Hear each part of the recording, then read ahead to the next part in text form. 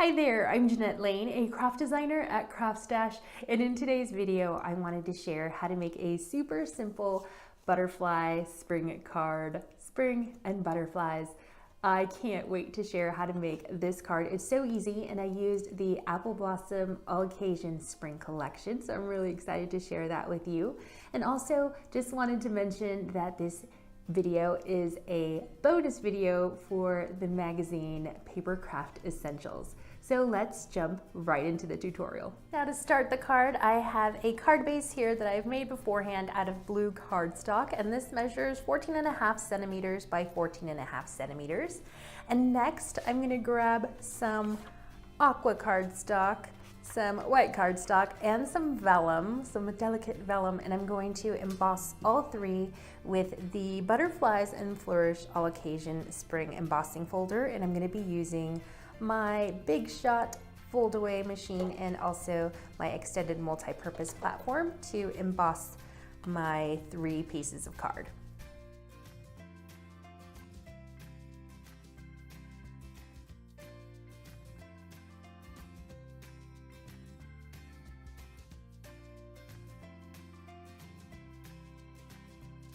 Now that I have my three pieces embossed, I'm going to take my vellum, focus on my vellum, and I'm going to cut at the wave and also trim this down just a smidge, because if you notice on the card here, the vellum, I wanted a thin little border all the way around, and just to accentuate the vellum, and so I'm just going to trim at the wave and also a little bit off of the sides and the top.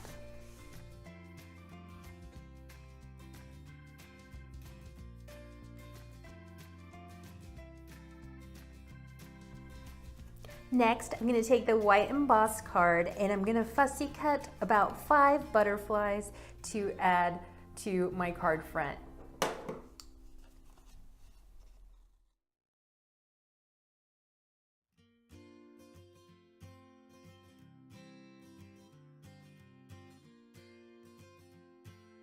So I have cut my butterflies. I only have 2, but I just wanted to show you. There's going to be 5 in total, but I wanted to show you what I'm going to do to embellish these. So I want to highlight the edges of my butterflies so that they don't get lost in my card. And to do that, I'm going to use this little Tipsy alcohol marker, and this is CG1 in cool gray. And I want the broad tip. And what I'm going to do is just ink these edges.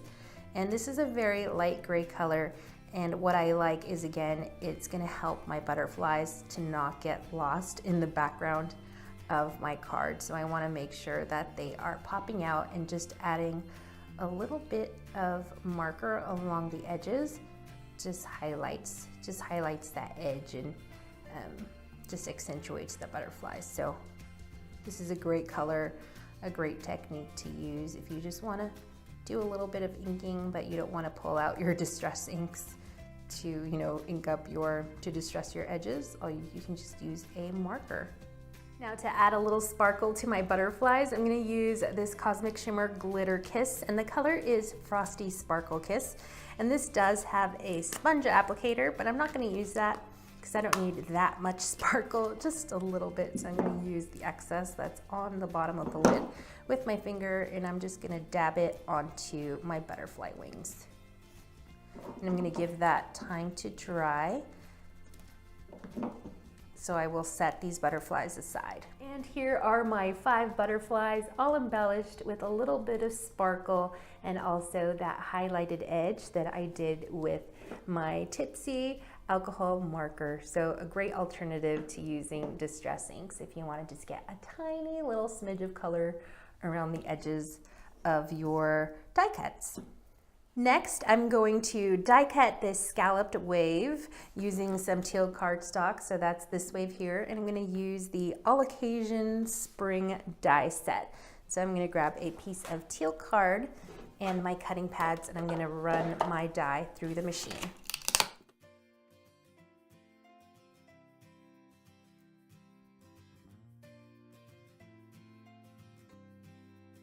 So next I'm going to assemble my card, but I'm going to be using different types of adhesive. So I'm going to be using acrylic glue, so a liquid glue, liquid tacky glue, and then some foam tape, and also some red liner tape.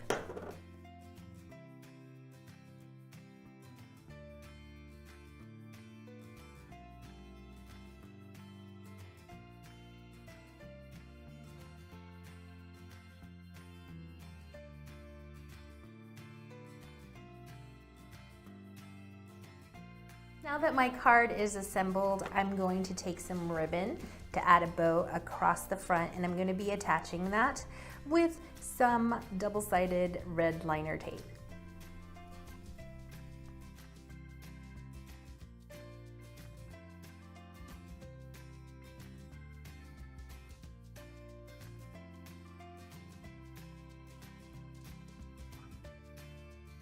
Now I'm going to add my butterflies to my project. I'm just going to arrange these here in a way that I like, and then I'm going to glue those down with some liquid adhesive.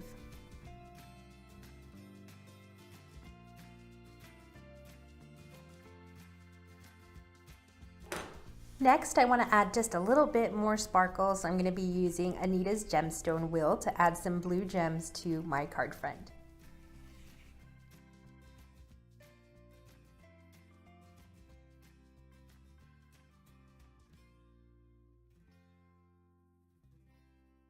Here is my completed card. I hope that you enjoyed that tutorial, and if you would like to see the full instructions, step-by-step instructions, then you can check out the latest issue of Papercraft Essentials magazine.